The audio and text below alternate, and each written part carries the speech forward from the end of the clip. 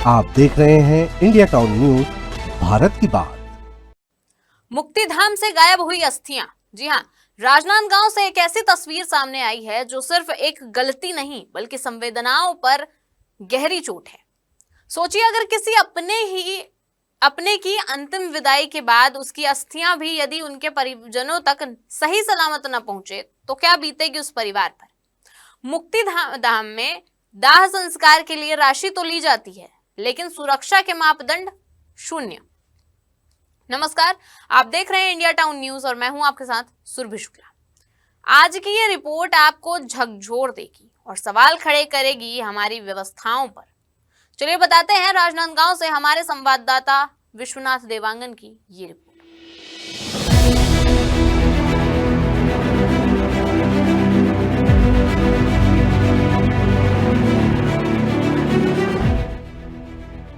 राजनांदगांव में एक बार फिर अस्थि से छेड़छाड़ का मामला सामने आया है।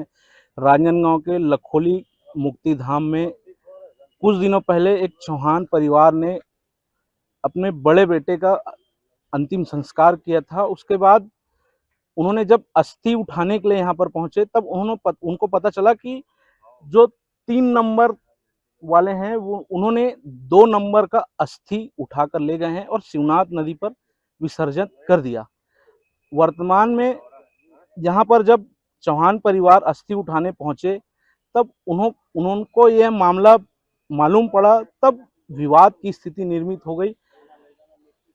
पिंजरा पोल संस्था के कुछ मेंबर भी यहाँ पर आए हुए थे, उनके साथ उन्होंने कहा बातचीत हुई। मामले के बाद पुलिस भी मौके पर पहुंची और पीड़ित परिवार ने आगे कार्रवाई करने की मांग की। बीते दिनों भी ऐसा मामला सामने आया था, उसके बाद भी यहाँ संस्था के लोगों ने इस पर ध्यान नहीं दिया। फिर से एक बार यह मामला सामने आया है। पीड़ित परिवार का कहना है कि हम कलेक्टर से भी शिकायत करेंगे। आगे देखिए पीड़ित परिवार का क्या कहना है।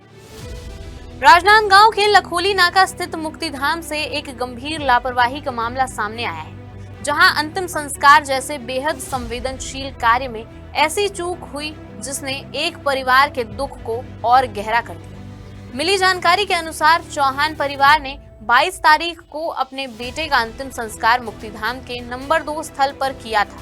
उसी दिन एक अन्य परिवार ने नंबर 3 स्थल पर अपने परिजन का अंतिम संस्कार किया, लेकिन इसके बाद जो हुआ वो हैरान करने वाला है।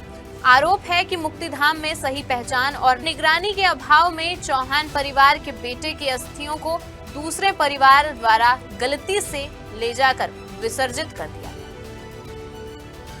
घटना भी ये हुआ, यहाँ पे घोर लापरवाही हुई है मुक्तिधाम में। 2 तारीख की संडे के दिन हम लोगों ने मंझले वाले भाई को मैंने अग्निदाह किया 5 बजे 22 तारीख से 22 मार्च, और आज उठाना था। 3 दिन से आज उठाना, रात उठाने वाला काम रहता है। तो मैं जब अस्थि उठाने आया तो देखता हूँ वो जगह 2 नंबर वाली जहाँ पे हम अग्नि दिए थे वो जगह खाली पड़ी हुई है। तो मैंने प्रबंधक से पूछा कि भैया यहाँ जो बॉडी जलाए थे हम, उसकी अस्थि कहाँ है? तो वो बोले अस्थि तो कोई दूसरा ले गया।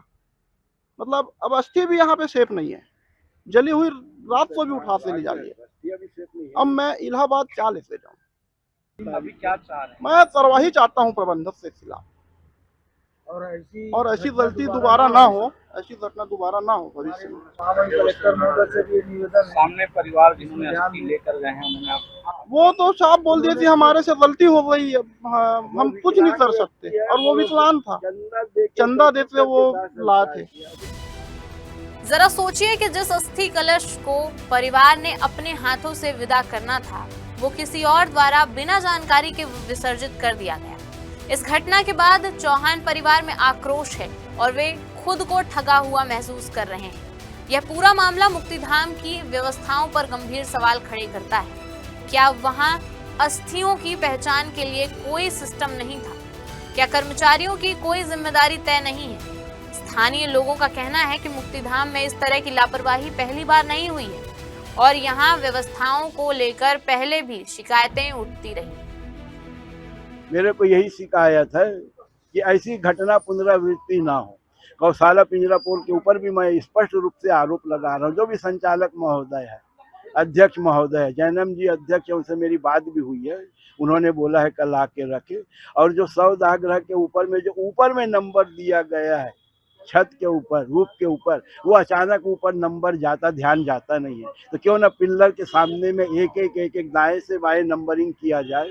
पिल्लर के जो 4 खंबा सहिया बिस्तर लगाया गया, 4 पाया, उस पर एक बोर्ड लगाया जाए ताकि ऐसी घटना की पुनरावृत्ति ना हो। इसका अस्थि जो जलाया है वही अपने नंबर के नंबरिंग को देखते हुए अपना राख अस्थि वगैरह चुने, जाए जहाँ विसर्जन करना चाहे। ऐसी घटनाएं पहले भी हो चुकी है, ये सुनने में आया, पेपरों के द्वारा भी ज्ञात हुआ है कि ऐसी घटनाएं पुनरावृत्ति हो चुकी है। अब ये पुनरावृत्ति ना हो। अगर गौशाला पिंजरा पोल 3100 रुपए की रसीद काट के अपना पल्ला झाड़ लेती है तो ये उचित नहीं है। या तो इसमें स्पष्ट रूप से ये जाहिर होता है कि ये सिर्फ कमाई करने के लिए ही बैठे हैं। 31 रुपए की रसीद काटो और अपनी जिम्मेदारी से मुक्त हो जाओ। पिंजरा पोल के मैनेजर किसी से भी बात हुई है, मैं नाम नहीं लेना चाहूंगा, उनका स्पष्ट जवाब है कि ये मृतक के परिजनों का काम है, ये उनको देखना चाहिए कि आपने कहा दाह संस्कार किया और क्या ले गए। मैं कलेक्टर महोदय से, आयुक्त महोदय, गौशाला अध्यक्ष से भी मैं ये कहना चाहूंगा कि ऐसी घटना की पुनरावृत्ति ना हो। मेरी भावनाएं जुड़ी थी, मेरी आस्था थी इलाहाबाद ले जाने की। अब मैं क्या लेके जाऊंगा? जो भी गिने चुने मिले हैं उसको मैं लेके जाऊंगा। मैं अब उस बाप के प्रति कितना दुख होगा मेरे प्रति, मेरे बच्चे की दुर्गति हो रही है।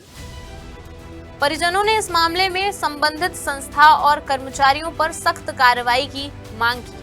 साथ ही भविष्य में ऐसी घटनाएं ना हो, इसके लिए ठोस व्यवस्था बनाने की भी मांग रखी गई है। विशेषज्ञों का मानना है कि मुक्तिधाम में अस्थियों की पहचान के लिए टैगिंग सिस्टम, सीसीटीवी निगरानी और जिम्मेदार कर्मचारियों की नियुक्ति जरूरी है ताकि ऐसी घटनाओं को रोका जा सके। फिलहाल इस घटना ने एक बार फिर यह सवाल खड़ा कर दिया है कि क्या हम अपने सबसे संवेदनशील संस्कारों में भी लापरवाही के शिकार हो रहे हैं। एक ऐसी गलती जिसकी भरपाई शायद कभी नहीं हो सकती। अब देखना होगा कि प्रशासन इस मामले में क्या कार्रवाई करता है और क्या भविष्य में ऐसी घटनाओं को रोकने के लिए ठोस कदम उठाए जाएंगे या नहीं।